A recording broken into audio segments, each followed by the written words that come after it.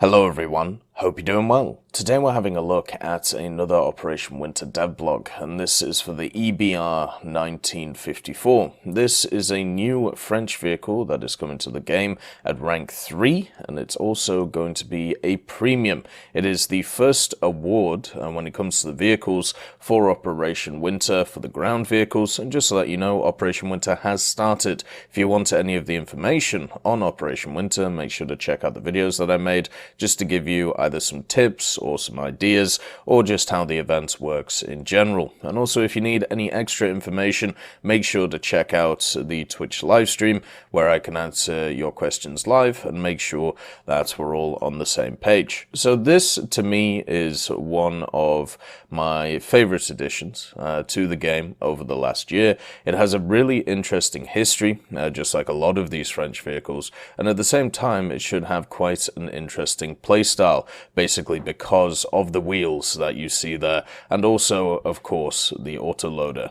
The E.B.R starts, just like a lot of French vehicles, actually before World War II. Even though this thing is a 1954 vehicle, its design actually comes from pre-World War II, very much similar to other vehicles like the ARL-44 and others. Unfortunately, because of the invasion of France, because of the issues that France had, especially under German control with the Vichy government, they weren't able to push on with a lot of their ideas, which they had at the time.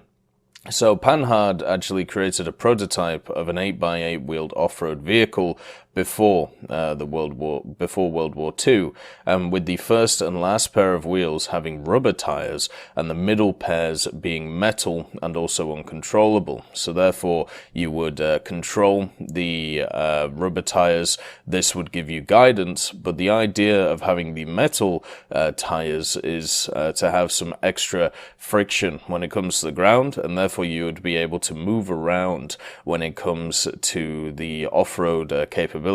You know, you'd be able to move around, have extra mobility when not being on roads, because obviously one of the main issues with wheeled vehicles is if they got stuck in muddy conditions or if they got stuck in very, very unbalanced terrain, they would really struggle, and therefore this would limit their capability. The metal tires, along with the rubber tires, was to try and create a system where they would be able to be used in these scenarios and used well. You could also lift the metal tires if you wanted to, so therefore only the rubber tires touch the ground.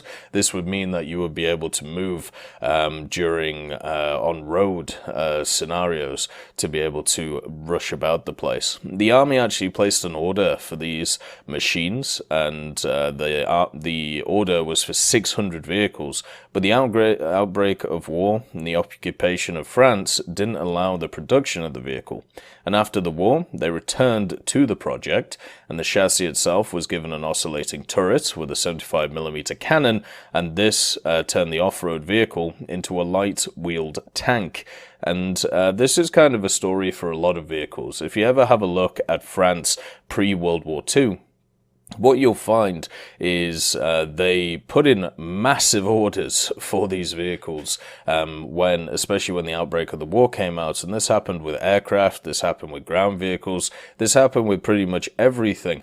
And there was no way the manufacturers could ever fulfill these orders, but they were just trying to get as many things out of the door as possible, because technically France at the time did have a technological advantage over the Germans in many different areas. The problem was their production. Their production lines were covered in issues when it came to building these vehicles and also maintaining them. The maintenance of a lot of the vehicles was really not great. I was actually reading a story about a B1 bis where it's the commander of it, he was commanding it in France and it broke down, couldn't be repaired, so he left that B1 bis along with his crew. They got another B1 bis, that one broke down, and then they ended up in a third vehicle, which unfortunately was then destroyed. So it just shows how there was a lot of issues when it came to these vehicles and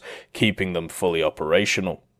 The base of the vehicle, though, became the basis of several interesting army vehicles post-war, and it was a panhard all-terrain vehicle that served as a farewell carriage for the President of the Fifth Republic, General Charles de Gaulle. So that is pretty impressive, actually, for the machine itself. A high honor, especially for France, who really respected Charles de Gaulle. So this machine in War Thunder will have unique properties over other wheeled vehicles. We haven't had a vehicle in War Thunder which has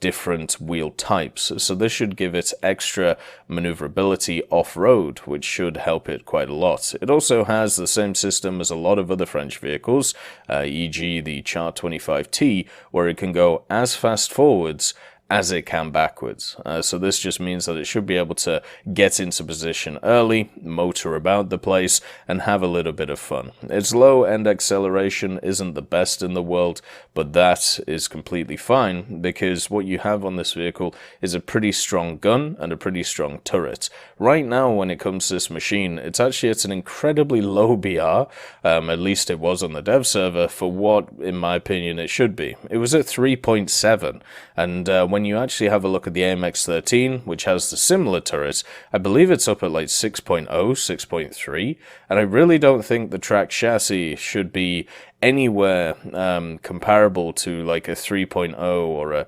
2.3 BR jump for this vehicle. So the fact that this has the FL10 turret, it has access to the 75mm, this should make it really nice, to play. The autoloader is very strong on it, the pen on the AP rounds is also incredibly strong on it, and the other thing is, because of the low-end acceleration not being the best around the place, this means that you're quite stable on the move, and it will be quite easy to fire the machine. If anybody is familiar with the M4 FL10, the premium that came in for the French when the tech tree came out, you'll know how devastating this turret can be.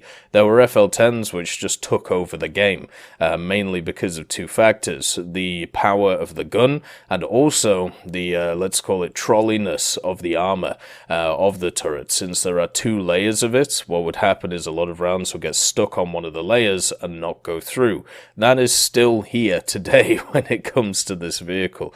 It does have a crew of 4. It has 2 in the turret, then it has 2 drivers, 1 in the front and then 1 in the back. So therefore you'll be able to get out of speedy situations even if one of your drivers is annihilated. And you also should get a coaxial machine gun as well, which should be a little bit of niceness to move around in. This should be a very fun machine, and one of the things for France is it's been bolstered a lot over these last few months. You have some of the American vehicles that were brought in, you have some of the tractors at rank 1 which were very fun, and you also have an extra Leclerc. This may be, at least for me, one of the vehicles that I use to grind out the events. Being a rank 3, this will be useful for the Build-A-Bear events, this will be useful for the challenge events, and it will also be useful for the dailies and the challenge tasks, which are incredibly important to do, if you want to keep up on the battle pass. So for me personally, it's a yes. This is definitely one of those I'm looking forward to. The other thing as well is this isn't the only one of its type. As mentioned before, there were many of these different variants built of it because the chassis was kept the same, but what was changed was, of course, the gun mount. The FL11 turret was replaced with, the FL10 turret was replaced with the FL11 turret, which we already have in game, that you can have a look at. And then also, there was a 90mm version of this. If you don't know about the AMX 1390, the 1390 is a very powerful gun, very unstabilized gun, a little bit bobby-uppy downy, but on the chassis, should have great maneuverability and should be able to move around quite a lot. I wonder if they mounted the 105 on this thing as well. I haven't found anything about that, but it would be nice to see as well. So even though this thing right now is an event vehicle, as a premium, there is definitely chances that this comes in other forms into the game, whether it's in the standard tech tree or whether it is in the form of premiums or event vehicles once again. So that's that's also really nice. It means if anybody misses out on this event, there should be Panhard E.B.Rs in the future with different qualities. Anyway, I hope you all have a wonderful day, and I'll see you next time. I'd just like to thank John Ryman, Universe, Conte Baraka, eLoveGoat, Trigger Hippie, Eugens Terry, Ambrosius McClellan, Daniel Stanton, Martinez B. Young, and also Hans Fagellen, Sebastian Mizon, and Samuel Schlick for supporting the channel.